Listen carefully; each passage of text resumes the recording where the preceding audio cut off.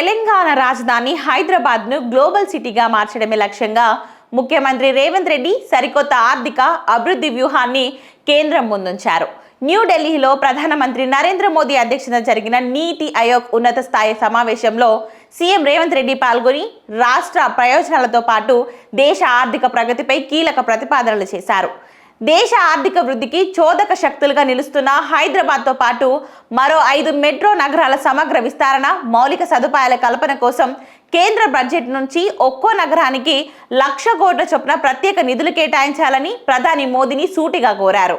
ఈ నిధుల ద్వారా మెట్రో రైల్ విస్తరణ, గ్రీన్ ఎనర్జీ, స్మార్ట్ గవర్నెన్స్ మరియు అత్యాధునిక డిజిటల్ ల్యాండ్స్కేప్ను నిర్మించవచ్చని ఆయన కేంద్రానికి వివరించారు.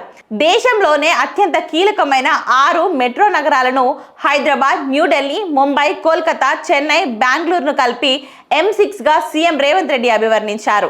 ఈ 6 మెట్రో నగరాలు భారతదేశం మొత్తం జనాభాలో కేవలం 10% వాటాను మాత్రమే కలిగి ఉన్నప్పటికీ దేశ జీడిపిలో ఏకంగా 25% భారీ వాటాను సమకూరుస్తున్నాయని గణాంకాలతో సహా వివరించారు.